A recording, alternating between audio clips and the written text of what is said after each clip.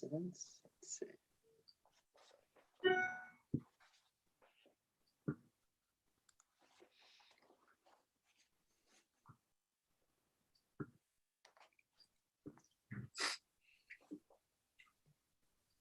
All right, well, good afternoon, everyone. My name is Jasper Buckley, and I'm the president of the William F. Buckley Jr. program at Yale. I'm excited to welcome all of you to our discussion on the future of higher education in America. And this is part of our annual conference on 70 years since the publication of our namesake's famous book, God, a Man at Yale. Before I introduce our guests for this afternoon, I want to say a few words about the Buckley program.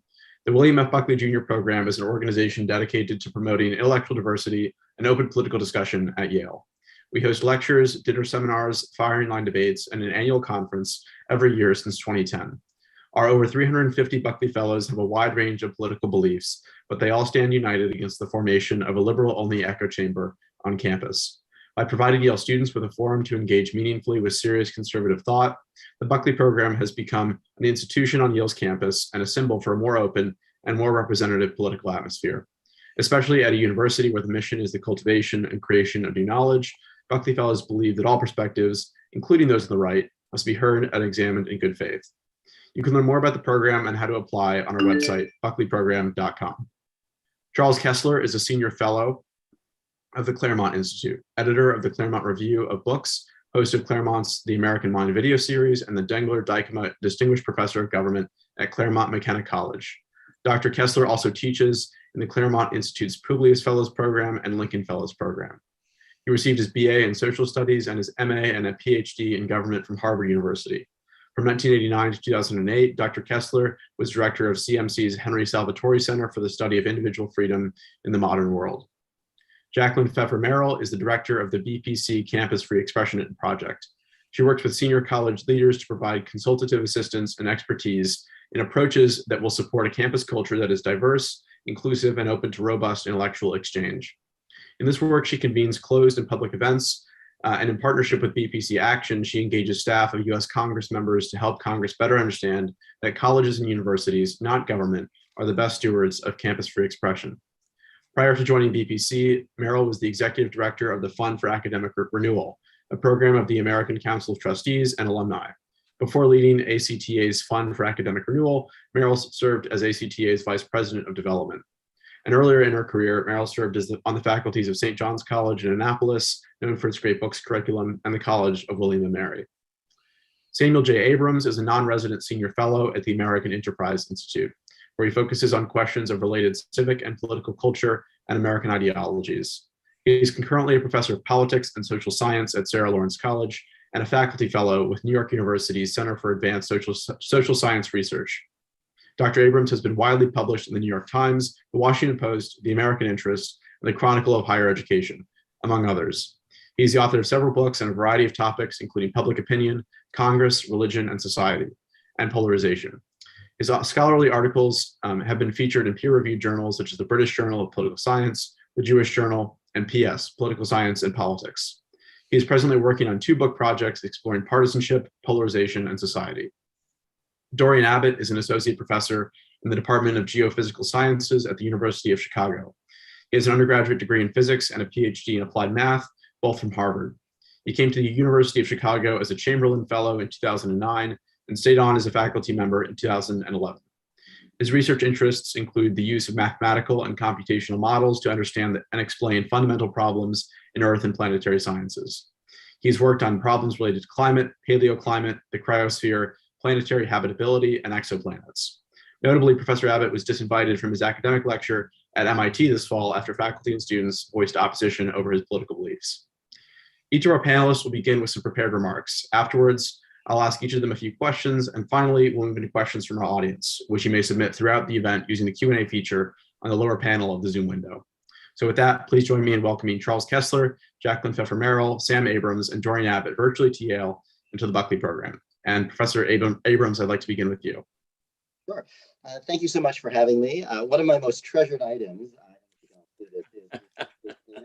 from JPress. Hopefully you'll be kind enough to invite me back when the pandemic is over. I can wear this and we can all meet up for pizza at Pepe's or somewhere else. You were very, very lucky to be in a place like New Haven, with such wonderful people, such wonderful scholars, and there are people like Nick Christakis on your campus. I had the pleasure of being in graduate school when Nick was on faculty at Harvard, and I very foolishly did not get to know him well enough. So, despite all the problems at Yale, despite all the problems in the law school right now, and with the various administrators, for those of you on campus, take advantage of some of the truly terrific and wonderful minds that are still very, very active in New Haven. It would be unfortunate if you missed a chance to get to know some of these terrific thinkers. And some of them are liberal, some of them are conservative, some of them are in the middle, but all in all, it's a very, very terrific opportunity, and please seize that. I also just want to thank the Buckley program and say that while Jasper mentioned that that this is a Yale focused thing, and it certainly is, the Buckley program under Lauren's leadership as well is not just a Yale program. This is an asset to the nation at large. The research and the various work that Lauren does through the surveys and through the outreach and through live streams like this. This is a beacon of light right now for higher education. And thank you, Jasper. Thank you, Buckley Fellows. Thank you, Lauren, for doing this. And I mean that from the bottom of my heart. I mention you all the time. I highly recommend people donate. And this is the sort of organization that I think is critical in pushing back against some of the progressive impulses that we see today. In terms of prepared remarks, I'm going to try to keep it short. As a liberal arts professor, I tend to talk for hours. So I'll try to keep it under about 2 to 3 minutes here. And say that despite all of the problems going on in higher ed, I'm actually quite optimistic about the future of free speech, free expression, dialogue and discourse on campus today. And I say that because I look at my own institution, Sarah Lawrence College. Sarah Lawrence College is often a great harbinger of what's to come. I tell people that when I left my PhD program at Harvard, ended up as a postdoc at NYU, I never really envisioned myself working in a small liberal arts college. I ended up at Sarah Lawrence because I had a geographic reason to want to remain in New York. And it was in the midst of the financial crisis, and there weren't a whole lot of jobs available. So I headed up to this little liberal arts college north of New York City. And again, it was not what I expected, but it provided an incredible window into understanding a universe very different from the big research universities that I had spent my career in until then. And Sarah Lawrence is famously one of the most progressive, one of the most politically active campuses and student bodies you'll find around. And over my first few years, I kept my head down. I was pretty quiet. And I began to observe a lot of the things we're seeing today, this incredible creep of academic administrators, more and more students fearing the ability to speak up, people not expressing their true thoughts, people being afraid to ask questions. And, over the next few years, it got worse and worse. And that's when I started writing about it and started sounding the alarm in about 2016. 2017, when I began writing for outlets like the New York Times about this. As many of you know, there were significant consequences for it. Many threats. My office was destroyed, and so on. Not a big deal in the long run. But the reason I mention that is the fallout from it has been pretty remarkable.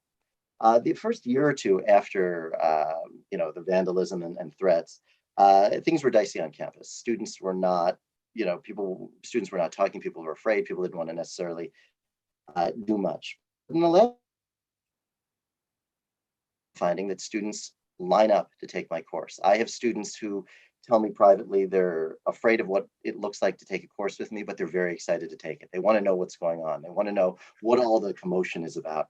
And when my classes end, almost every student who was fearful or had some trepidation comes up to me and says, I don't really see what the problem was. There's no greater compliment than that. And when I visit school after school around the country, I have similar stories. People line up to meet me. It's very nice. I wish I could do that now in the midst of COVID. But I realize the students, understand there's something wrong. The students are unhappy. The students realize they don't like living in this world where they can't express their thoughts, their feelings. They can't raise questions. They really hate the thought police that are omnipresent, not just in the classroom, but in orientation and in their very dormitories. When I was an undergraduate at Stanford, we had dorm staff. I was on the dorm staff. I didn't involve myself in every fight that we saw. Nowadays, we see that. It's omnipresent. Students don't like this. Students are pushing back. And, we certainly see that at Yale. We certainly see that with the Buckley program. So I'm actually fairly optimistic. The other just, couple of comments I'd like to make is that, the progressive impulses that we see today did not happen overnight. They didn't just show up 2 or 3 years ago. The groundwork for this has been laid since the 1960s. College administrators have been on the rise for well over a decade. And it's only been in the last few years with social media and a hyperpolarized elite that we're now beginning to see this pick up incredible steam. So the reality is people are already pushing back. Everyone on this Zoom has pushed back. We have groups like the Heterodox Academy, we have FIRE, we have FAR that are in play, and the country dislikes this woke nonsense. The country dislikes censorship. So the pushback is occurring, but it's not going to happen overnight. It's going to take a few years. And I'm very proud and very, very grateful that, we have so much pushback already. And then finally, Jasper had mentioned that I'm a senior fellow at the American Enterprise Institute. And I appreciate mentioning that because the pushback is not necessarily going to come from faculty. Faculty are in many cases too weak and too timid to do it. And the administrators tend to be the problem. Thanks, Dorian, for speaking up and stepping up too. I'm so glad, we had huge crowds rally to you. When I did it a few years earlier, the crowds were a little thinner, and it's incredibly gratifying to see so many people step up and say, Dorian has a right to talk. This is what we should be doing. But I mentioned AEI, just like I want to mention Jackie's work with the Bipartisan Center, to say that there are many institutions that would love to have undergraduate participation. We will help train you. We will help teach you. We will make sure we engage in viewpoint diversity. That is what we care about. We don't necessarily care. I tell everyone at AEI, no one at AEI is there to brainwash you. We have many scholars who disagree. I mean, one of the greatest things to see is when on Twitter, our various fellows have huge disagreements and huge fights. That brings a huge smile to my face. I love it because we're all trying to get to the same end, how to better society, how to make our country more prosperous and more free, but our paths don't necessarily agree whatsoever. We have groups like the Bipartisan Policy Center, AEI, and scores more in DC, in New York, and around the country. Same thing at Claremont that care about this, that will help train our students, that will help empower you as students to speak up, to know the literature, to push back and say, this is ridiculous. Did you read this? Did you read that? Do you understand this? Do you understand that? And, it's not the burden of our students. This should be borne by our adult administrators and our faculty, but I'm not as confident in them to do this. And, again, at Sarah Lawrence, when I have classes that are supposed to have 18 students, but over 100 register to take it, when I have lines out the door from my office wanting to talk to me, when I have lines out the door and hundreds of students in various rooms when I visit schools around the country wanting to talk to me, I know that we're onto something. I know that the students know that there's a better future here. And I know that they're going to be the ones who speak up. And I'm very optimistic about that. And, I think it's going to be a bumpy road, but I do think this is a fight we're going to win. Because at the core of higher education, it's about debate, disagreement, and being able to speak freely. And I think a lot of schools have lost that core value, but I think enough of us know that we can't sacrifice this. This is what makes this country truly great. And I'm going to continue to do whatever I can. And for any student or person on the call that would like to talk about AEI or anywhere else we can help, drop me a note. I'm always available. Thank you. Professor Abbott. Hey, thanks for having me.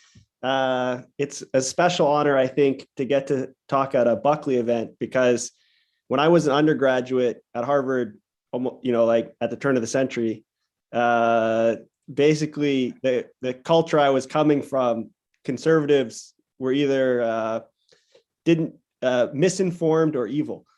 And I remember my sophomore year, someone played a recording of Firing Line that I watched. I watched the whole thing and it just floored me watching Buckley in action.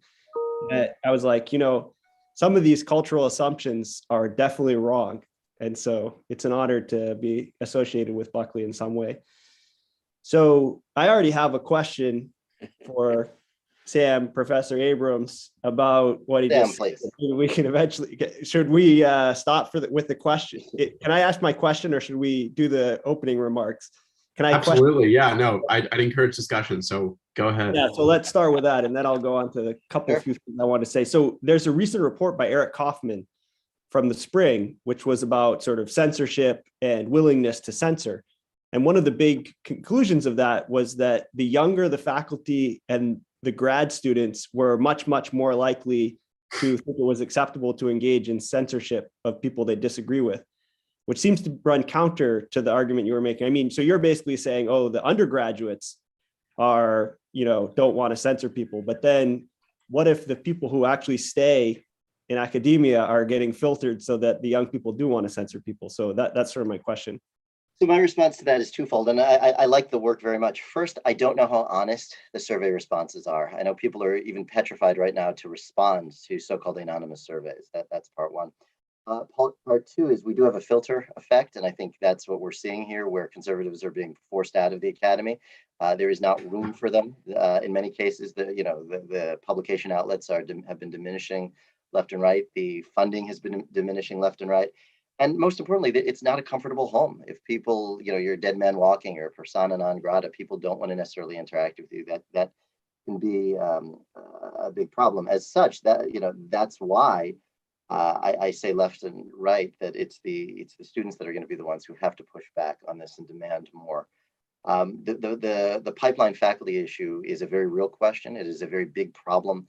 And I'm not so sure what to do about it. Having litmus tests explicitly for ideology scares me. It's not something I necessarily agree with at all. I think that, Claremont Graduate School is an example of a place where we can do more of that.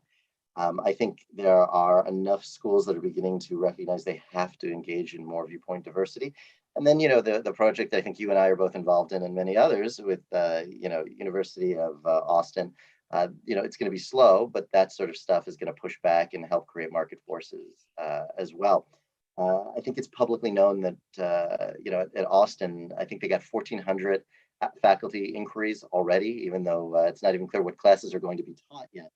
I think that there's still enough people who are conservative, who are passing on the right, who are keeping their heads down and their opinions to themselves, that would like to speak up if they felt that there was a community. And every time I speak, even at very liberal places, dozens of faculty come out and say, don't mention that we are speaking, but this bothers me and that bothers me. We're around, and it takes folks like you, Dorian, for speaking up and drawing a line in the sand to help people speak up as well. So thank you for being a role model on this. Thanks. Okay, so I just had three points I wanted to make about the future of higher education. And if we want it to be a good future, then these are sort of three suggestions. So the first is, I think every university should have something like the Chicago Principles adopted, which basically says every student and faculty member can say whatever they want, and it doesn't matter if someone gets offended. That's not an argument for stopping them from speaking. But the second issue that I wanted to bring up is that those principles are undermined if the university makes statements of policy on social and political issues. So for example, often you'll have a case where somebody says, I don't know, they say something mildly center right, and they get denounced, and the university president will say, now that guy has the right to say this, of course, from academic freedom, but of course it's totally immoral and we shouldn't have anyone saying things like that on campus. So that's just an example where the administrators can take social positions and it ends up stifling free speech. But more generally, this happened particularly egregiously with scientific institutions and departments across the country in the summer of 2020, where they were issuing these crazy statements about things like, we're certain that the police should be defunded, like very expressing very strong certainty on contentious political issues from an even extreme perspective.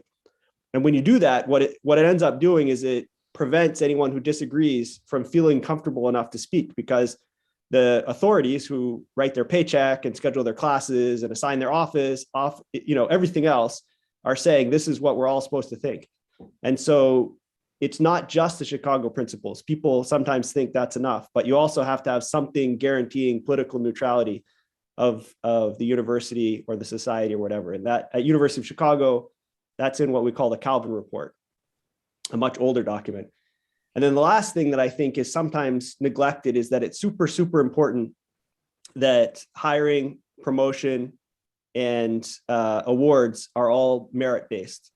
And the reason is that, well, first of all, that helps you pursue the main goal of the university, which is the pursuit of truth. But second of all, when you have non-merit-based criteria, it immediately leads to politicization. So suppose instead of trying to hire the best scientist in a department, you're now introducing another criteria, like say, increased diversity. Now, the argument becomes, do we want an underrepresented minority? Do we want a woman? Do we want a veteran? Do we want someone from a poor background? And so it's a political question, which one of these you value most? And it's no longer a scientific question. And so you immediately politicize a scientific department. I'm talking as a scientist here. You immediately politicize a scientific department when you introduce criteria other than merit. And so at the University of Chicago, we have something called the Shills Report, which says you can only do hiring and promotion based on merit and nothing else. So I think all three of those principles are important. And the first one, the Chicago principle, is that everyone can say whatever they want. It doesn't matter if you offend anyone, tends to be the one that's most emphasized. And I think that's where everyone should start, but that's not enough. You need these other two as well if you want to truly have free exchange and unfettered pursuit of truth. And then how to make that happen, I agree that the undergraduates are important. So obviously, universities get a lot of money from undergrads. So if they start saying, we don't want to go to a place where we're going to be indoctrinated and no one's going to get to say what they think, then the university is going to listen. The faculty can be important too. I worry about things like a faculty vote, like putting things up for a faculty vote, because often you won't get the results that you want. I think the faculty can be the enemies of academic freedom, but committed groups of faculty can lobby. So faculty can form organizations. At Chicago, we started U Chicago Free, and we write letters to the president and we help get each other elected to the Senate. And, we just try to be annoying advocates for academic freedom. And I think that can be useful. Alumni can make a big difference. They can say, we're not going to donate anymore if you guys don't defend academic freedom by adopting, political neutrality, Chicago principles, merit-based hiring, and actually enforcing them. So that's another key element, that this stuff has to actually be enforced. You can't just have the policy. And then the public, I think, could be involved by making it a condition for federal grants in scientific research and for the grants that student gets and the loans that student gets, that we have all of these prerequisites for the unfettered pursuit of truth adopted on campus. So right now you've got Title VI and Title IX, and we have offices at every university. And if you take federal money, you've got to certify that you're not violating these titles of the Civil Rights Act. So there could be something similar put into as conditions for federal funding, that you have to enforce academic freedom on campus. You have to have an apolitical administration, and you have to do hiring merit-based. And so that's a way that the public could get involved. And that's all I have to say for now. Thank you, Professor Abbott. Ms. Merrill. I think you're on mute, Ms. Merrill. It's the bane of the Zoom era. I apologize. And right. Let me join Professor Adams and Professor Abbott already by extending my thanks to the Buckley program and its staff and board for organizing not just this panel, but the wonderful series of panels all week long on the occasion of the 70th anniversary of the publication of God and Man at Yale. It's really just a delight to be with this group.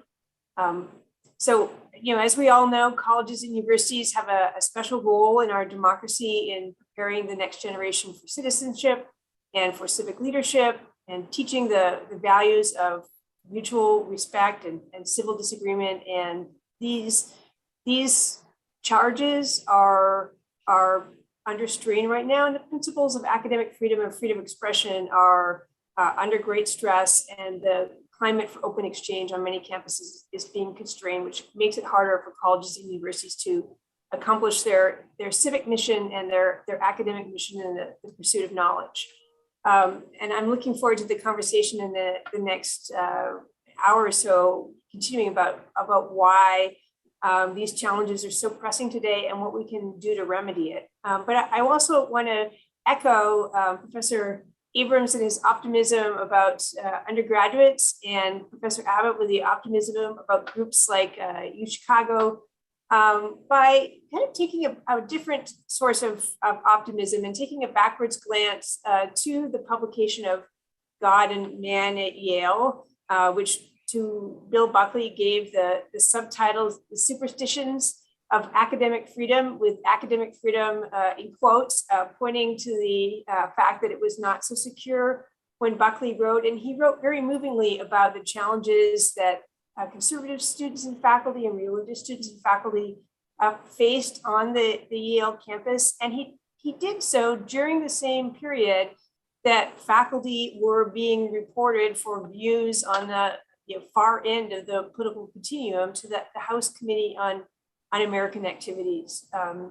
It's a real reminder, looking back to that period, that there really was no golden age for free expression and academic freedom in this country. And we could see that by looking even further back to the success of Jane Stanford and having Professor Edward Ross dismissed from the faculty of Stanford University for views that ran counter to her own, or the pressures on student protesters during the Vietnam era to not be disruptive in expressing their views, or even more recently to the 80s in the ways in which controversies about political correctness and academic freedom were limits on open exchange during that period. And at each one of these crisis periods, students and faculty and college leaders and civic leaders found ways to revitalize a culture of open exchange and freedom of expression on campus. And I'm really going to share that optimism that we can do so once again today. Doesn't mean that I'm underestimating the challenges today. Last week, the Bipartisan Policy Center issued a new report from its Academic Leaders Task Force on Campus Free Expression. And in conjunction with that release, Morning Consult conducted a poll. And among the worrying findings found in that poll, 80% of current undergraduates said that colleges and universities should be able to restrict words and language that they deem harmful to students. And 66% of current undergraduates said that some ideas are hateful and should not be discussed on college campuses. So those are really worrying statistics. And it's actually why the Bipartisan Policy Center is so engaged with college leaders, because we really want to prepare the next generation to have bipartisan conversations across principled disagreement. And I'm looking forward to not only discussing the reasons for optimism and the problems, but also some of the potential remedies on the conversation today. So thanks again to the Buckley program for organizing this conversation. Thank you, Professor Kessler. Thanks, Jasper, and thanks to the Buckley program. It's very nice to be with my fellow panelists here, very distinguished group. I knew Bill Buckley for a long time, and we even did a book together back in 1988 called Keeping the Tablets, Modern American Conservative Thought, which was a kind of compendium of the greatest hits of the conservative movement back in those days. But I wanted to pick up on something that Jackie said, and say something about how far the conservative argument about the health of the academy has moved from where it was when Bill wrote God and Man at Yale in 1951. That its 70th anniversary is this year, which is why the Buckley program has so wisely chosen to have a series of symposia on it. But Buckley, of course, apropos of what Jackie said, Buckley was in favor of the House Un-American Activities Committee. He was in favor of kicking communists, not exactly all communists, out of the academy, but proselytizing communists and teaching communists. He was very skeptical about. He thought a distinction should be made between research and teaching, and that professors were more accountable for what they were teaching in the classroom than they were for their research, which could be defended more broadly by principles of academic freedom than the transmission of doctrines in classrooms could. But in the old days, that was the original, I mean, by the old days, I mean the beginning of the conservative movement, let's say in the 1950s. That was the conservative position, that academic freedom was a kind of superstition used to give cover to communist ideas, to left-wing ideas, to atheism and collectivism, as Bill put it. Those were the two targets of God and Man at Yale: the creeping atheism of the faculty at Yale and the creeping collectivism of the faculty at Yale. And he thought the two phenomena, the two developments, were connected. They were both part of a kind of failed response to the great challenge of atheistic communism, which he took to be the issue of the age, and around which certainly he organized much of his own thinking. Now the conservatives, who are much weaker, I think, on campus than they were in the 1950s, have retreated to the position that he attacked as part of the superstitions of academic freedom, namely freedom of inquiry, the Chicago principles, as it were.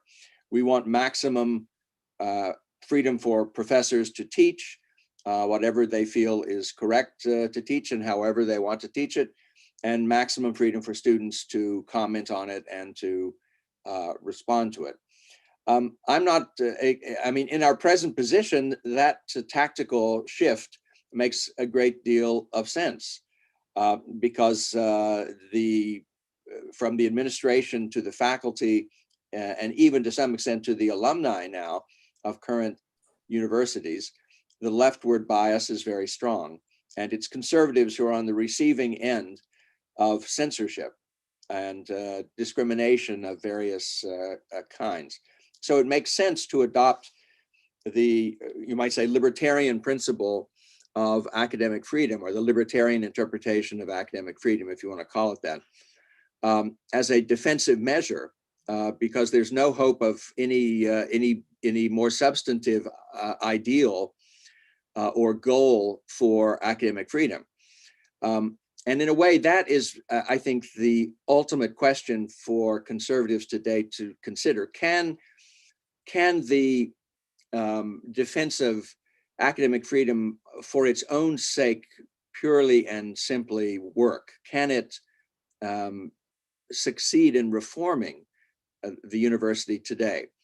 Or do you need to link that argument for the pursuit of truth with some idea of truth, with some notion of the content of truth? Bill used to say that the search for truth has been going on for thousands of years, philosophically, religiously, and in other ways, scientifically. And he said he just wanted to speak up for the possibility that in those thousands of years, some truths may have been stumbled upon. We may have actually found out a few truths scientifically, socially, politically, and in other fields that are worthy of defense as truth or as aspects of truth. And I think conservatives are shy about pushing the argument in that direction these days. I'm not sure that that makes us more persuasive to our colleagues or to the outside world. But it seems to me, I'll just leave it at that. I think the tactics of academic freedom have to be connected to the strategy, to the substance of what is academic freedom for, what does it lead to, and what are its conditions and limits. Those are not crazy questions. They are now questions that almost exclusively the left is opining on. And it seems to me that we need to give, conservatives at least, need to give better answers to those substantive questions than simply to say we're not going to connect any kind of substantive question to the pursuit of truth and academic freedom. Thank you. Yes, go ahead, Jacqueline. Sorry. If I may, I mean, I certainly want to agree with Professor Abbott that things like the principles of the Chicago principles or others that have been adopted by college universities that are tailored to their own campus and policies that protect academic freedom are really important, and they come to the defense of faculty as well as students who make controversial statements. In the kind of controversy that Professor Abbott was recently involved with, himself. But it's certainly not. I wouldn't say, I would agree, it's not sufficient. And that's one of the reasons I think we need to really be talking about, curricular matters, robust education in civics education, and the importance of a really robust general education curriculum. One of the recommendations we make in our task force report is we really need to be thinking about the kinds of requirements that we are asked of students for general education and including history, fine arts, mathematics, and physical sciences that give students a real appreciation for the scientific method, so that students have the kind of broad knowledge that lets them contextualize what they hear happening today in the news, and they have some additional intellectual resources to draw upon. So they're not just saying, this person I hear disagreeing with me is saying something I disagree with, but they're echoing some debate that goes back in the history of our country for 250 years or even further. And so that piece of it, and you, Professor Kessler, might be pointing to even more, but I think that piece of it, of the conversation around freedom of expression and our curricular concerns, is really important. Yes, Professor Abrams. Well, I actually agree. And by the way, before I agree with Professor Kessler, I love the Lloyd Benson sort of moment where, I knew Bill Buckley. We worked on something together. So it's always a pleasure hearing stories of Buckley. I had a chance to meet him a few times when I was an undergraduate. He blew me away. And for any undergrads, take a look at the firing line archives at Hoover. It's just remarkable to see what two people, or occasionally more, sound like just having an hour conversation without commercial, just disagreeing. It's hypnotic. It's enlightening. It's just wonderful. Whether you agree or disagree with any of the points, watching that back and forth, and that's I mentioned that because to Jackie's point, I think there's a democratic deficit here that exists that we need to address, and we can do that with general education. As schools become increasingly professionalized, and I'm thinking about a place like NYU, right, down the street. One of the reasons I was very happy to move to a place like Sarah Lawrence from NYU was that at Sarah Lawrence, we still have requirements that you have to know a little bit about history. Not enough on civics, but we're moving toward that. You need to know a little bit about art. You need to know about the human condition. And when you look at so many of the arguments being made that are ultra progressive, they're done in vacuums. They simply do not have that context, that knowledge, and that requisite understanding that everything we're talking about has been referenced and debated many, many times before.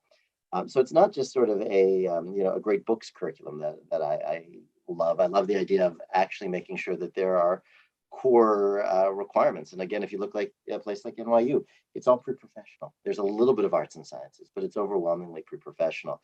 You come in, you don't necessarily take a wide array of things. You don't necessarily learn about how to debate, how reason works, basic scientific literacy, basic historical literacy. You can go in and go right into pre-med, nursing, engineering, whatever you have. Whatever have you, and I think that's fairly dangerous to the enterprise. I think we would all benefit from, that suggestion that came out of your great report, which is we need to focus on these basic skills. We're certainly not doing it in high school and middle school, so we need to find a way to do it somewhere. And college is a great way to do that. And a lot of my teaching now is about political history because our students simply do not know history, and I love doing it, but it's a shame that our students don't know more. Yeah, I would say, if I may, that I'm somewhat pessimistic, but I'm not a complete pessimist on this question of the academy, because even on the subject of civic education, it seems to me there are some hopeful signs. And I think here of the reaction to the New York Times 1619 project. The conservative scholars of many different varieties have criticized the 1619 project.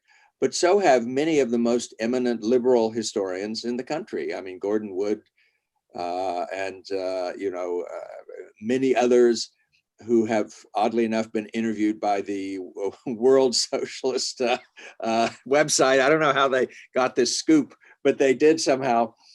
But you have really impressive and impeccably liberal, in conventional political terms, historians who spoke up bravely and correctly to indict the tendentiousness of the 1619 project and the stolen bases in their argument. And so, if you could bring those liberals in that temperament together with conservatives, you could have the beginnings of actually a pretty robust civic education, a rebirth of civic education. I think I would worry that it's hard to keep them in that temperament, and that as Jackie would be the first to say, our bipartisan muscles have atrophied a bit, and we've sort of forgotten how to do that. Plus, of course, they themselves, these liberal historians I'm speaking of, James McPherson and Gordon Wood and others, are a kind of minority in their own, in the academy now, in the history field. They aren't the cutting edge of political history, American political history anymore. And that's one reason they found themselves impelled to speak out about the New York Times's endorsement of a certain, tendentious and much more radical history.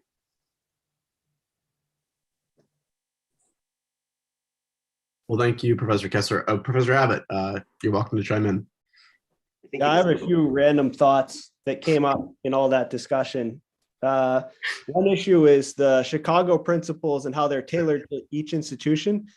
I think this can be a dangerous thing because I've read some of the other institutions that have adopted them, and they have sort of time bomb words or sleeper cell words inserted, like inclusive academic freedom I've seen, and things like that, that can then be later activated after everyone's agreed to it and used to actually not allow freedom of expression. So that's something to definitely watch out for if you're involved in your institution trying to adopt things and people say, let's just tailor them to our institution by adding in just a couple extra harmless words. They can be sleeper cells. I really like the idea, I forget who brought it up, but of just basic skills, helping students get basic skills. So I teach like a general education physical science course for about usually 500 to 700 students a year. I teach it twice a year, and that's how many we get total. And we just most of what we work on is basic quantitative literacy. And so let me just give you an example. You'll read a newspaper article and they'll say something like murders went up in Chicago by 25% in 2020, but only by 100 in 2021. And journalists do this all the time. There's no way to compare those two numbers because you don't know what the base number is. And so learning to be skeptical when you read stuff like that is super important. And I think same thing in the other areas. Students should be taking history to learn basic history. So my wife is Ukrainian. They had, in the 1930s, the communists killed 6 million Ukrainians. They call it the Holodomor. Most people have never heard about that. Most people have never heard of all the bad stuff that the Marxists did because they're kind of like vaguely associated with the left. And so, or I guess strongly associated with the left. And that's a big problem. And so that's a huge bias that we have in our education. And so just telling people what happened when you try to put some of these ideas in place would have a really big impact, I think. And then the last point that sort of the conversation brought up was it's kind of a loss of faith in the whole enterprise. So I feel like in the humanities, they just kind of lost their oomph. They sometime between the 1960s and 70s, it's like they gave up. They're like, what we're doing is useless. Why should we bother anymore? It's all pointless. There's no truth. The meta narratives are useless and stuff. And I think that's a real danger. So somehow that belief in the idea that we can actually pursue truth and that our societies are actually useful, it's really important. And when it's lost, things get really bad. And so somehow if we can reintroduce that, I think it would be good.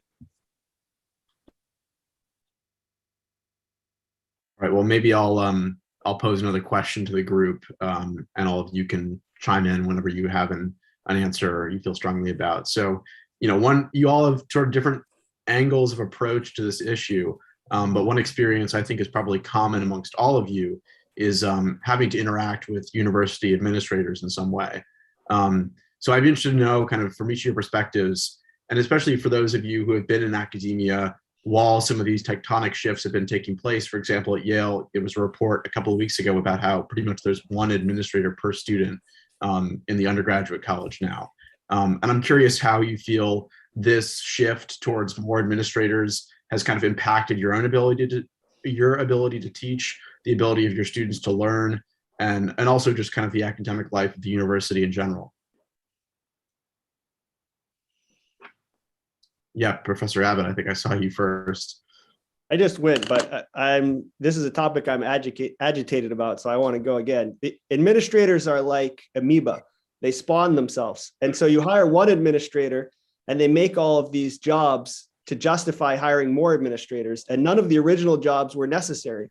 So now you have to deal with all the paperwork and the annoyance that the first administrator made, but then they need more administrators to deal with it. And so then they make more and you have to deal with that and you have to deal with that.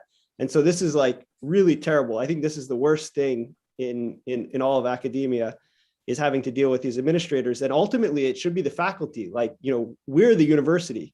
It's not the administrators, it's not the president or whatever. And so we should just get rid of them as much as possible. There's some small number of them that are necessary to fulfill some sort of government regulations. But other than that, I wish we would just not hire them anymore and get rid of all the ones that exist. Yeah, Professor Abrams, you can just chime in. Sure. So I am persona non grata in administrative circles. I've taken quite a few big shots at them. They don't like me, but to be fair, they do serve a number of key functions that I don't want to do if I'm running a university. I am still grateful to many of them for helping deal with particular student day in, day out needs.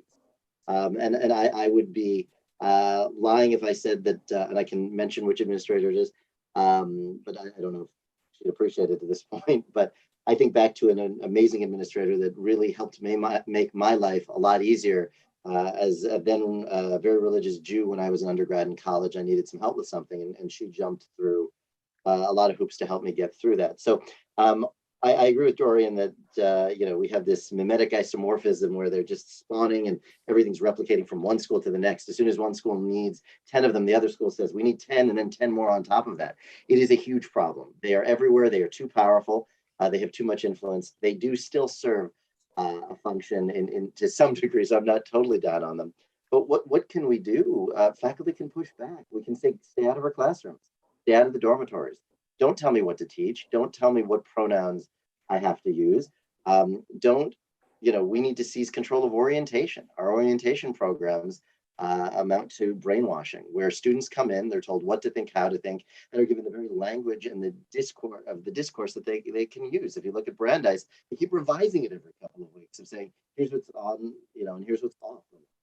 And then these students bring it into the classroom, and I have to try to deprogram them and say to them, look, I don't want to talk about your sexual orientation or your genitalia.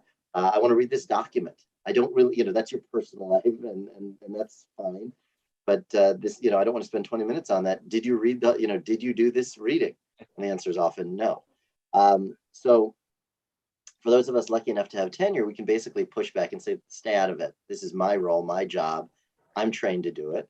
I did a study with FIRE that revealed that, these are often failed academics. These are people who started PhD programs, didn't get through. These are people who were very interested and engaged, didn't finish. And what, to Dorian's point, where are the places they can work? Because they're overwhelmingly in what we call the harm studies at AEI, ethnic studies, race studies, religious studies, sort of things. They come and they work at colleges and universities, and then they just continue to spawn more and more like-minded people, but faculty actually have the PhDs. We teach, we can do more, and we can demand that they sort of back off and let us do our jobs. I find, can chime in here. I think there's a couple points that I wanted to chime in on. One, Professor Abrams is really right that faculty need to carry out the chief charge of setting the curriculum and teaching the college and the undergraduates and graduate students too, on the campus. And that means looking out for those things that are really important. So, one of the things that at Purdue University, after they adopted the Chicago Principles, it was really a faculty-led initiative, was introducing a freedom of expression component to the freshman orientation. But that, all those freshman orientations, those other ways in which student affairs staff and leaders interact with students, those are often the persons to whom students go first when they hear expression that is upsetting to them or when these controversies arise. And we really need to do more to prepare student affairs staff and leaders to address these controversies. They don't receive education and conversation around academic freedom and freedom of expression principles, and we can do more in that regard to make them better allies of those principles. We have some recommendations in the task force report about that.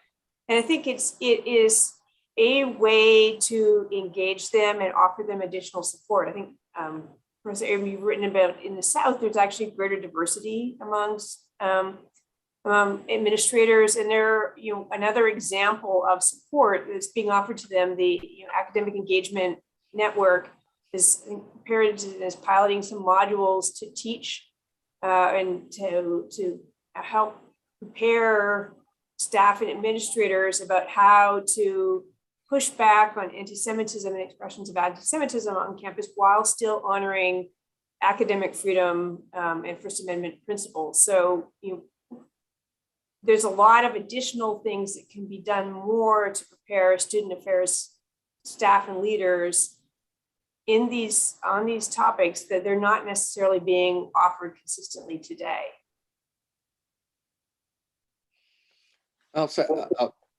Let me say something. I'm enlightened by the point I think Jasper made it, that there's now one administrator per undergraduate at Yale University. My only question is, why so few? You could really have twice the number of administrators, give two per student, because they're part of the task of the administrative class at the university is to create problems that they can then claim to solve. And that means to create and to shape a student body that has problems that they can claim to solve or to manage. You never actually, of course, want to solve a problem. You just want to manage it. If you solve it, you're no longer needed.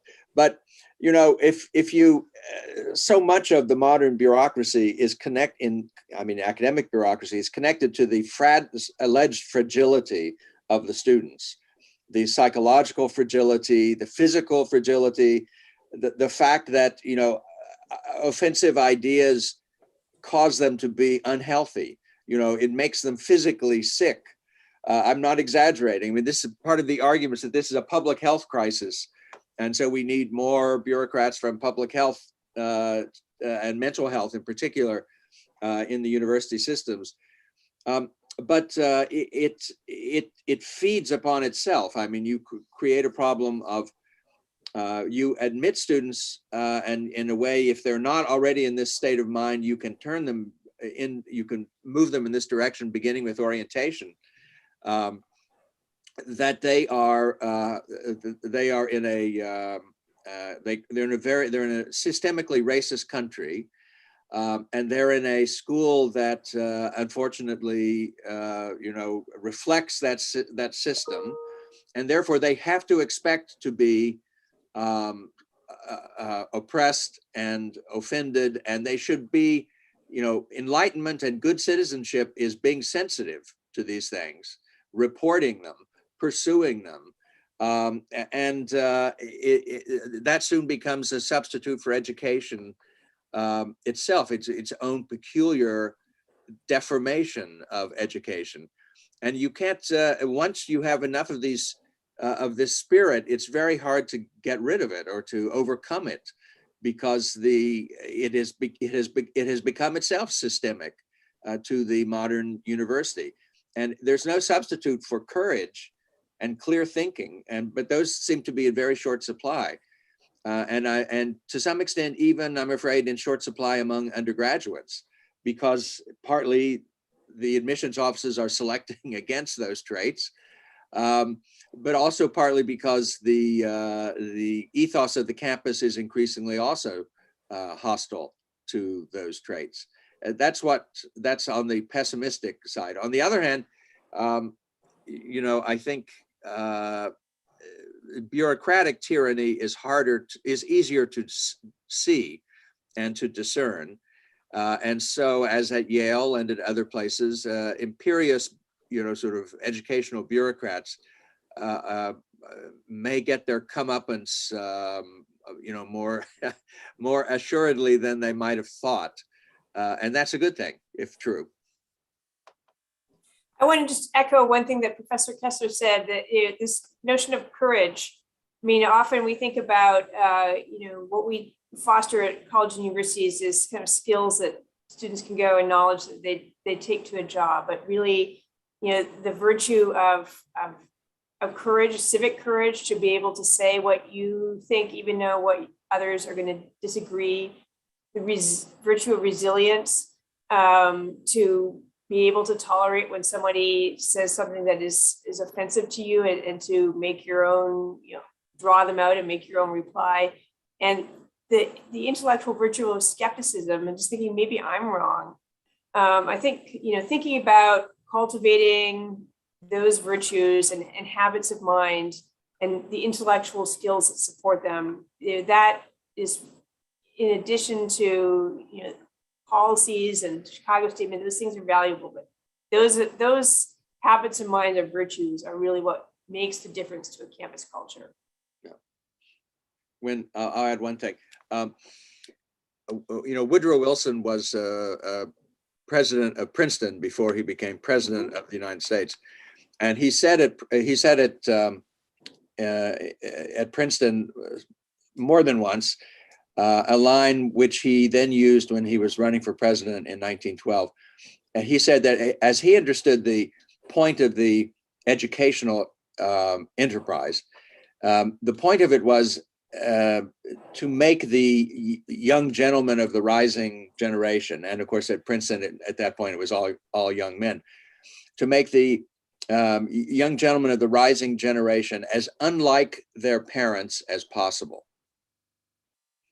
And that is really, the success of that from the first decade of the 20th century to Bill's book in 1951. Bill's book is saying, at Yale, that's exactly what the faculty is doing. They're trying to make the students as unlike the religious, capitalist, or at least free, sort of standard American free market parents as possible. They're turning them into something else. And, an additional 70 years from that point, you have to say that the academy is still at it and has been more successful than Bill might have feared, I'm afraid, 70 years ago. Professor Abbott. Yeah, I have a few stories and comments. The first is I really like the idea of faculty pushing back against administrators. I had an experience in the course I teach, we talk about black body radiation. And I had an administrator tell me that that's like a critical social justice term and I should choose a different term than black body radiation. And I was like, no, that's the physics term. I don't care if someone else adopted that term. That's a term that I learned and that's what I'm going to teach. And that was it. All it took was me just saying, no, I'm not doing that. And there was really no pushback after that. And so I wonder if people are scared to say something when it would really just take a very minor stand to get through it. Another thing, I wanted to read some salaries that someone sent me this morning. This is at Ohio State University. So the Associate Vice President for the Office of Institutional Equity, salary $200,000. $90,000 a year. Associate Vice President for Talent and Diversity and Leadership, $262,000. Vice President for Diversity and Inclusion, $257,000. And it goes on and on. And, you know, the salaries are a way of the university sort of signifying the worth of various people. Right. And it's crazy that the faculty are getting lower salaries than some cuckoo administrator of whatever it was, Office of Institutional Equity. There's no way they're producing the product of the university at the level of the faculty. So there's some real priorities mixed up there. Another thing, I think Jackie mentioned the orientation, the free speech orientation or academic freedom at Purdue. Someone told me that their annual complaints after they implemented that on speech went to 0. So they just had to explain to students, like, this is what academic freedom is, and this is why it's important. And all of a sudden the students stopped complaining. And so another thing Jackie brought up was culture in addition to policies. And I think that's super important. And one way you can help set up the right culture is by orientations. And another way is by demonstrating it. So inviting people you disagree with and having a conversation at their seminar rather than yelling at them. Those sorts of things can be really helpful. And then the last funny administrator story I wanted to share was I talked to an MIT professor about admission of undergrads. So admission of undergraduates is done by administrators, not by faculty. And of course, we don't want to have to do it, but then we complain about the students that get dumped on us. Okay, so at MIT, they decided to invite a panel of faculty to participate in admission. And they put them in a separate room from the administrators, and they gave them, like 500 people. And they came back about, 4 hours later, and they'd done the whole thing. They picked their candidates that they want. And it was, the students that looked like they'd be the best scientists and engineers. And there was 0 overlap with who the administrators wanted to admit, 0. And so that's another potential thing that could be important. Somehow getting faculty involved, even though it's annoying, in picking some of the incoming student class. Yeah, Professor Abrams. You're on mute, Professor Abrams. Apologies. There was a baby in the other room that was making a little too much noise. Sorry about that. Dorian, get ready for it. I actually agree that faculty should be involved in admissions very, very heavily. I actually have sat on our admissions committee at Sarah Lawrence. And, I know faculty are involved regularly in admissions for graduate education. And, that is the point of entry. That is where much of the culture can be set. And it's not just in terms of who we are admitting, it's also how we're presenting ourselves as institutions. The view books, the huge infrastructure that currently exists in terms of how do we project what the school values, the various view books, these are all done through the admissions office. They're not done through communications. They often involve communications, but it's the admissions office that's sort of set the tone. And, I think when both of us were at Harvard, the most powerful people on campus were the folks who worked in Radcliffe Yard in the admissions office. They could really use some form of disruption. I know it's difficult and frustrating for faculty to do this. A lot of us are very much overworked and underpaid, and I understand that. But this may also send a very real message that we care about ideas and presentation of ideas, and we're less interested in virtue signaling. We're less interested in your idea of what your truth is. You can have your own experiences, but it doesn't make it truth. It makes it your view of the world, which may or may not be legitimate. And that again goes back to why we need real history and quantitative and qualitative reasoning and logic and so on. So I actually think one very real area for traction would be if faculty start getting involved in admissions and communications and saying this is something we should be engaged in. Of course, the administrators don't want this. They'll assert that they have master's degrees and training in these various fields.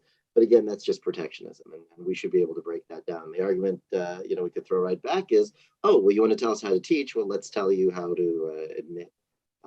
Faculty need to stand up for this very, very much.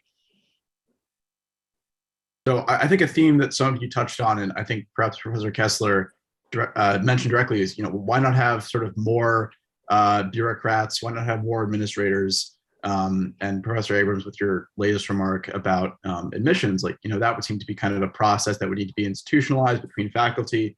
And we had a conversation here with the Buckley program on the Yale Law School incident, which I know some of you may be aware of. But one of the speakers in that conversation was actually advocating the creation of kind of counter bureaucracy or a free speech bureaucracy. So how do you all sort of feel about this idea? Is it a good idea to, try to bring in more institutional support for the ideas that we want to advance? Or should we just strive to sort of eliminate as many of these bureaucrats as possible?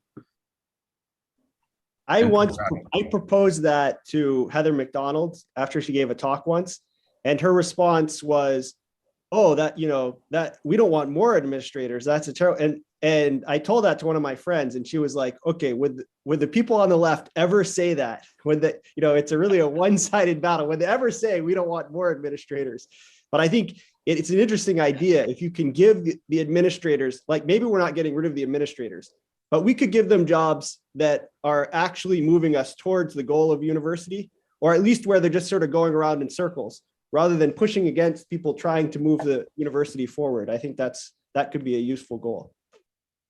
I think there was an op-ed in the Chronicle Higher Education perhaps maybe this summer, advocating for a Office of Freedom of Expression. But I want to come back to this notion that we have been circling around of faculty self-governance and participation in shared governance. The faculty know better than anyone else the importance of academic freedom for their own research, for their classrooms, and to provide safeguards for student expression. And I think that they can and should be spokesmen for this, issue in their participation in campus governance. And I think faculty senates can be an important place for this. So I want to disagree a little bit with Professor Abbott about the notion of customizing statements to one's own campus. And there are over 80 colleges and universities that have adopted, following the Chicago adoption of the Chicago principles in 2015. And there's a variety in those statements. But even the Chicago statement is a statement about the University of Chicago. It includes quotes from Hannah Gray and other presidents. And I think we've seen on the many campuses where there's been a process that has involved students and faculty and conversations about why these principles are important to the campus, that it helps win a greater campus buy-in and a kind of campus culture understanding of why it is that these principles are critical to the campus. And so, again, one sees a huge variety amongst these 80 statements, but there's also campuses that have really taken this conversation seriously. And I think that's a place where faculty can lead and faculty senates can lead. And I think making it a process that is the campus's own really helps make it part of the culture.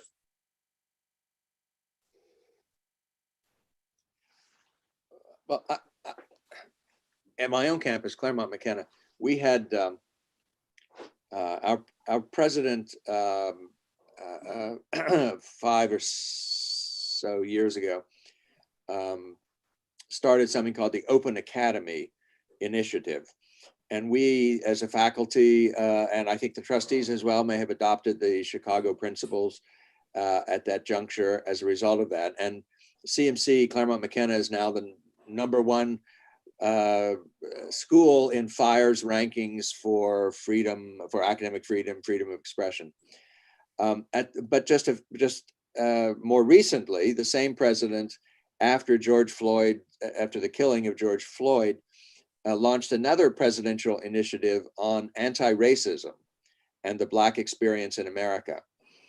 And I told him at the time, confidentially, that the two initiatives were on a collision course with each other, because one proclaimed, that we should not take as a college a position on the political and social, the most divisive political and social issues of the day. If we could at all avoid it, we should present all sides, in keeping with what we've been talking about here, viewpoint diversity and so forth. But the anti-racism initiative takes a side. It's all about taking basically the Ibram X. Kendi position on anti-racism and using that as a excuse to hire new faculty, to create new courses, to which are very, which, you know, are supposedly going to be open-minded and non-political and so forth, and there will be some of that, to be sure, but I still think that the two kinds of initiatives, both of which are very common these days, contradict each other, and that the university or the college has to choose at some point where it really wants to go in the direction of academic freedom, whatever that means precisely, or in the direction of moral policing, and inculcating, a new ethic of equity, inclusion, diversity, and so forth. I don't think you can have it both ways, and I'm awaiting that moment when they do come into conflict with each other to see which way Claremont McKenna is going to go. I think that's going to be very interesting.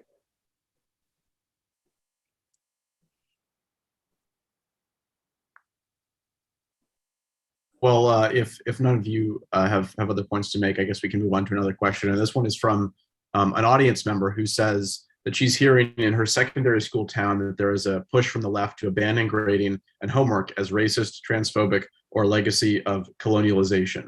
Is this same push happening at universities? How can we best fight against this? Otherwise, how can we assess subject mastery with grades and ability to complete work on their own through homework? And I just add, how do you feel that the rise in kind of woke ideology in the academy or the proliferation of administrators, as we've already discussed, has coincided or contributed to grade inflation and a similarly kind of like weakening in the rigor of university level education?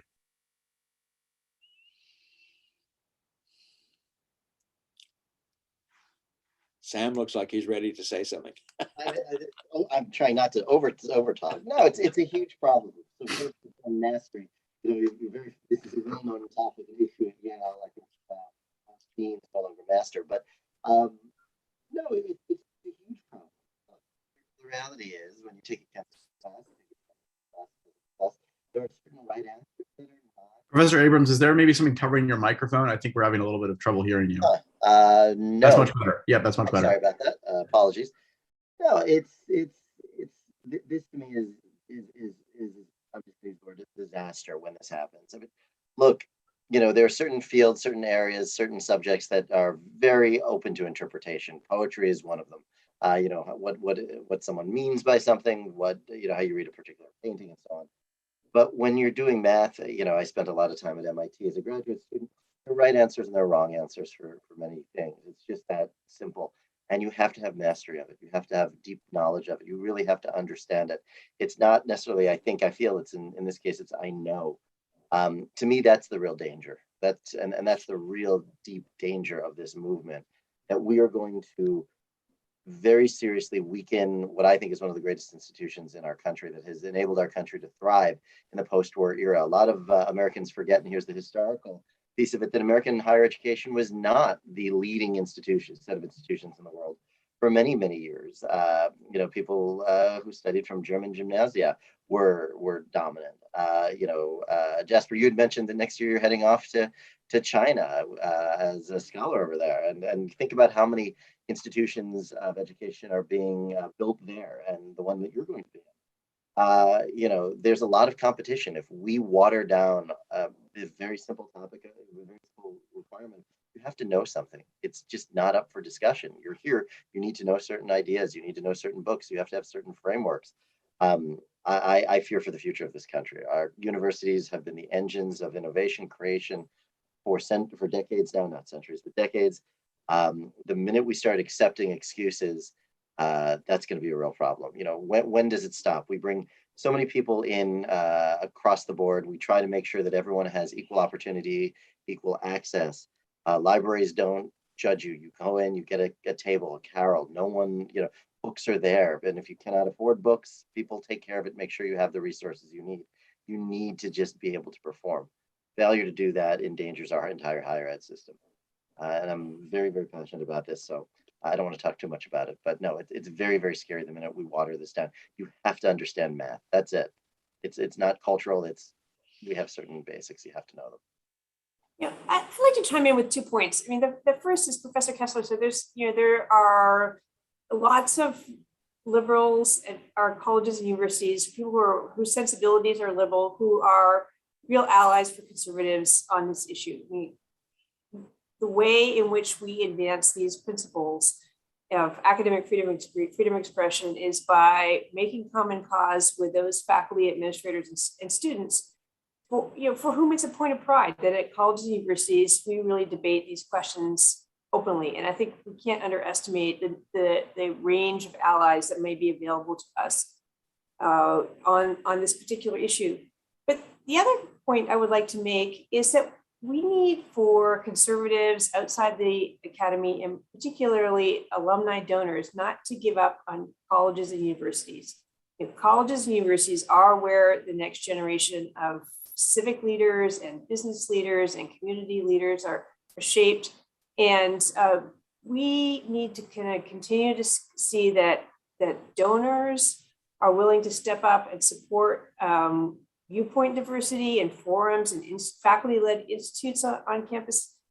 One gap that we have seen, with a sunsetting of the Olin Foundation now nearly 15 years ago, and the Earhart Foundation 5 years ago, those were conservative foundations that really took the long view, believed in the power of ideas, and were willing to support graduate students and faculty with the kind of mindset of venture capitalists. Like, not every graduate student they support is going to become a tenured professor.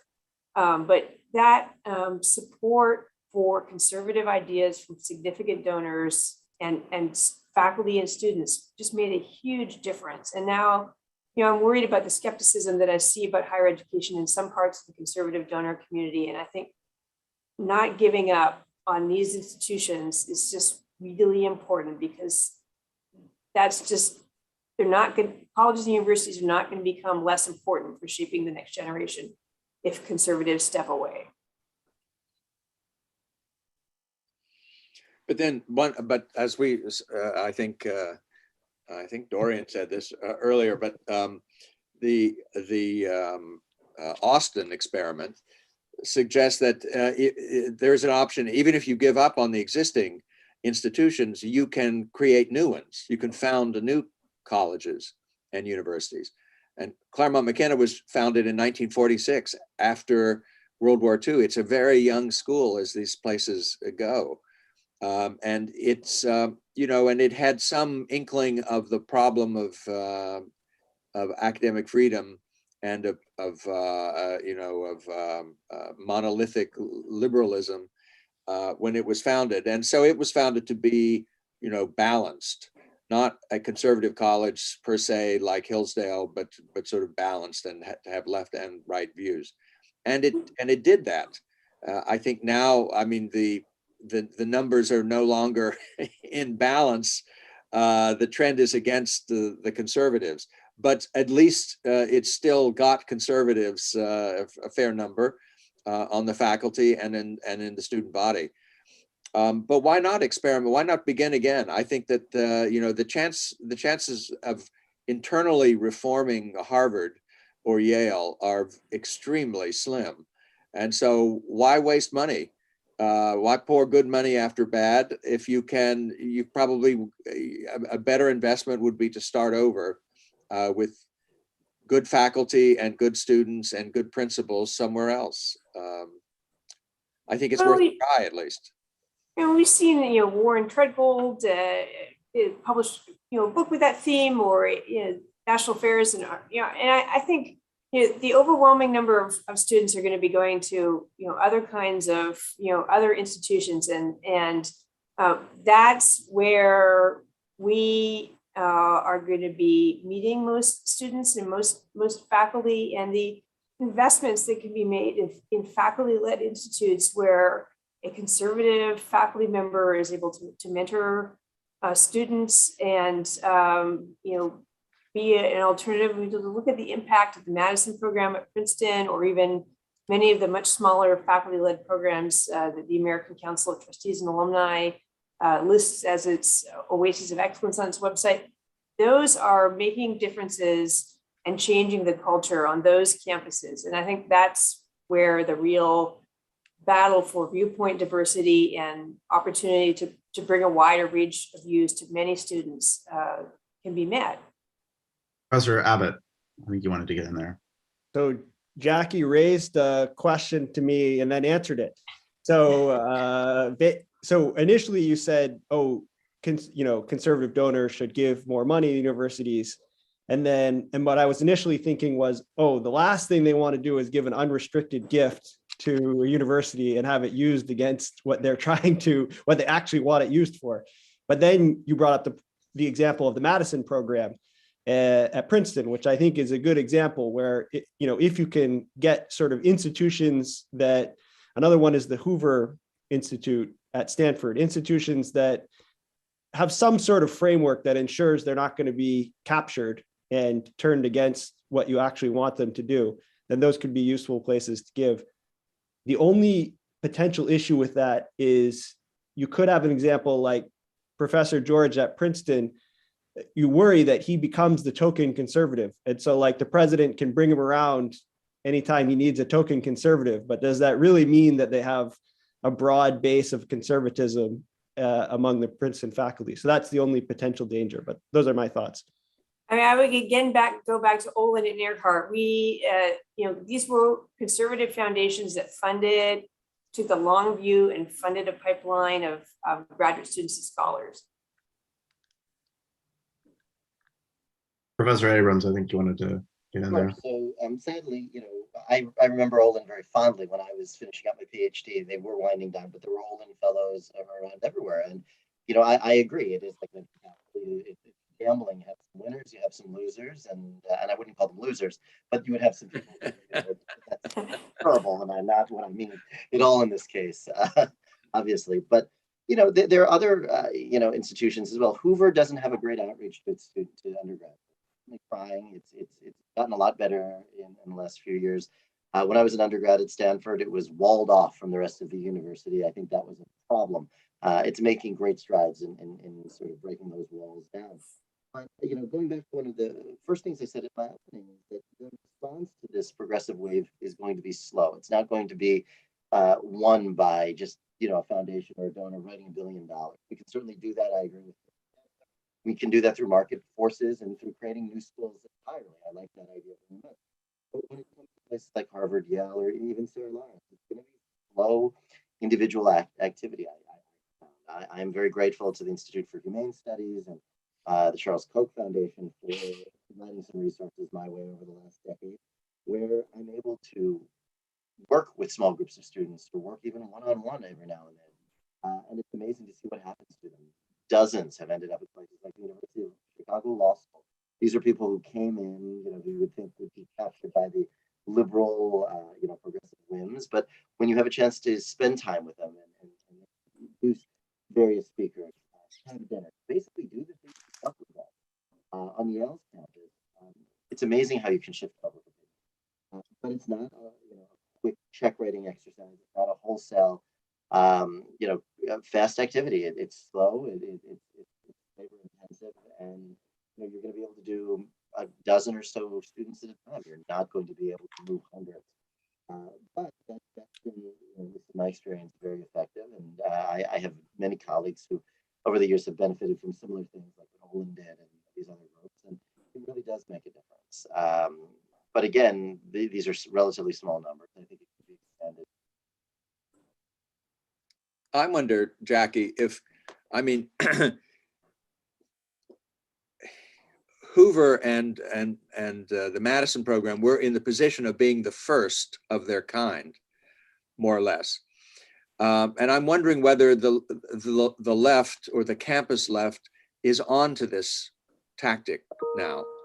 I mean, the first time you wheel the Trojan horse up to the gates, okay, they're not prepared. The second time, they're beginning to get a little suspicious. But can you keep inserting, conservative, whatever that means exactly, academic institutes into toxically liberal universities? Don't the liberals catch on eventually and understand how to capture? I mean, maybe they accept the money, but they with the goal of capturing the institute, or maybe they just stop accepting grants of money for institutes because they can't stand the competition internally, or they reject the pollution internally. Use whichever metaphor you wish. I think it's important to be, kind of thoughtful with giving a targeted gift. But again, I'll just mention the American Council of Trustees and Alumni has a very lengthy list of institutes that have great books type programs, programs about citizenship and statesmanship that are almost all founded after the Madison program, in part inspired by the Madison program. And I think those are institutes that are providing an important contribution to viewpoint diversity and a resource for those students on those campuses, and some off campus too, like the Witherspoon Institute or the Elm Institute near Yale. I think there are a lot of very interesting examples out there. Professor Abbott. So this fool me once, shame on you, fool me twice, shame on me issue came up with the Liberty Institute at University of Texas, Austin recently. I don't know if anyone heard about that, but basically they wanted to make something kind of like the Hoover Institute. And there was a revolt by the faculty, and it kind of got shut down, and the people originally involved who were going to be running it got moved to the side, and other people who had a more agreeable disposition were inserted in. And so that's definitely a danger. Well, you all sort of anticipated my last question, which was going to be on strategy and tactics here, and kind of the distinction between exit and voice. But since we've already touched on that a little bit, and I think there's kind of been a schism that we've come to a little bit where, we can see differences between academics who think, remaining in the academy is the way to go, challenging institutions where they are versus starting new ones. So maybe finally, and each of you could just keep it to a minute or so, I'd like to know kind of from each of you, and I know some of you are involved with the University of Austin or other efforts to start these kind of, groups of heretical academics who have gone outside the academy. How do you think people outside, like, for example, Neil Ferguson, he doesn't teach anymore, but he's involved with the University of Austin, academics like Neil Ferguson, people like Peter Thiel who are doing the Founders Fund, how can they work with academics who are going to remain in the academy? They're going to remain at Harvard and Yale because Harvard and Yale are always going to be Harvard and Yale. What do you see as kind of the future for this alliance, and is an alliance possible? Well, I love it's 70 years for God and Man in Yale, but I think last year was the 50th anniversary of Exit, Voice, and Loyalty by Hirschman, and I love putting those texts together. I really am an advocate for voice. I think there is tremendous opportunity for alumni donors to continue to support graduate students and faculty and institutes that can make a difference and support the coalition building within a college and university.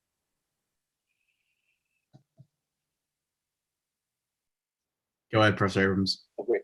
I also appreciate the Hirschman reference. I used to walk by his portrait at Littauer at Harvard all the time, and I was happy on it. As for what folks like Peter Thiel can do, and if he's listening, feel free to reach out to me or anyone else on the panel.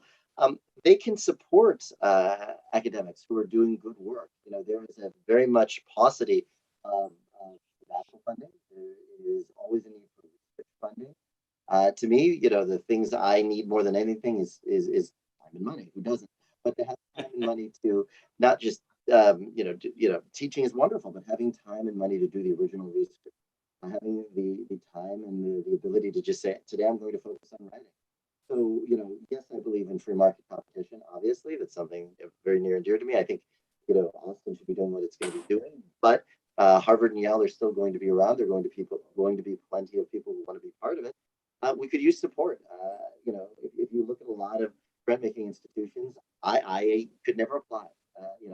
Ford Foundation, Mellon Foundation, look at what they're demanding. Look at the diversity standards they will not look at the demographic profiles of what they're looking for, look at the topics that they're going to fund, even things like the Science Research Council, now or the Russell Sage Foundation. These are ideologically leaning grants. They're not doing the sort of work that I want to do anyway. So there is a huge demand and need for time and money for researchers to leave to do this work. So that is where some of this can go. And you know, in terms of dollars, this is not big science. This is not some of the stuff that the big labs that you need, or even the stuff that you might do in the geology lab. Social science work is relatively cheap. Humanities work is relatively cheap.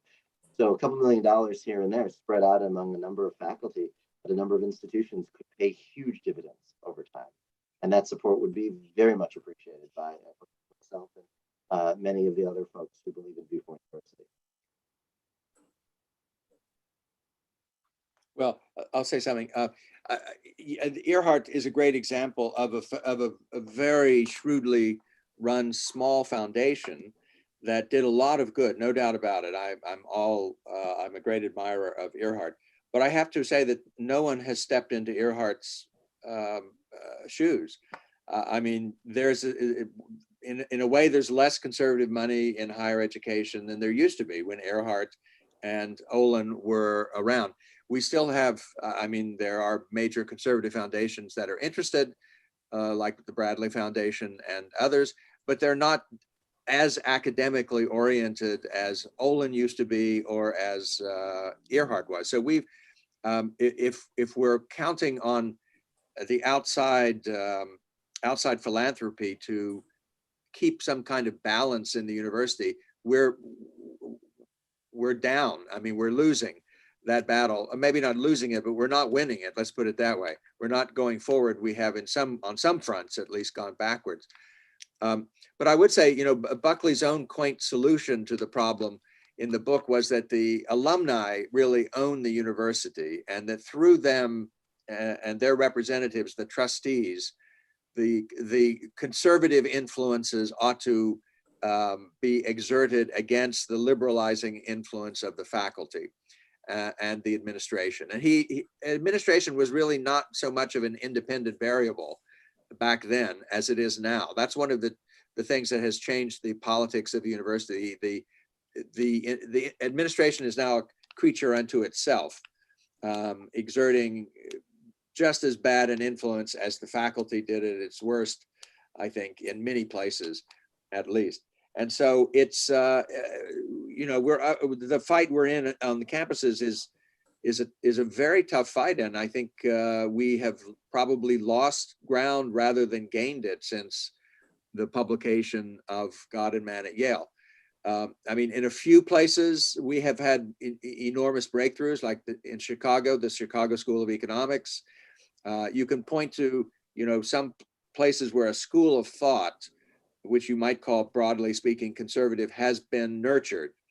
And those are, to me, those are the great examples of places that you can get a foothold and you can, you know, attract enough faculty to have a critical mass and who can actually do some original research that will make a difference in a field, economics or political science.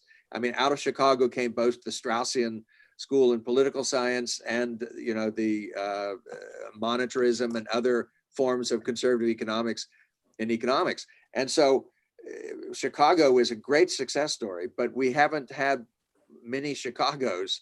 But you know, if donors and people inside the academy want to think about where the academy goes from here, I think examples like that, like Chicago, are very much worth thinking about and imitating. And maybe that is what Austin, the experiment in Austin, is about, or many other experiments like that. I mean, there is only one Hillsdale, but why? Why aren't there 10 Hillsdale colleges in a country as rich and as you know, entrepreneurial as the United States? 10 colleges sort of like Hillsdale. And in fact, there are more and more on the Catholic right, you might say, interesting small Catholic colleges that do make an important economic difference. Educational difference. So there are a few causes of optimism too. But overall, I'm not that optimistic. And Professor Abbott, if you have a last word here, and then we'll wrap it up. Yeah, real quickly, just with old institutions versus starting new institutions, it's not necessarily an either or, it's a both and. And the most interesting potential way that could go is if the University of Austin ends up being successful and it proves to be a good model, that could lead to reform at other institutions. So that's all I want to say. All right. Well, thank you all for joining us for this panel today. It was a real privilege to be able to convene the four of you. And I think the conversation was really wide ranging and covered a lot of ground. So I think it's made me a little bit more optimistic as well.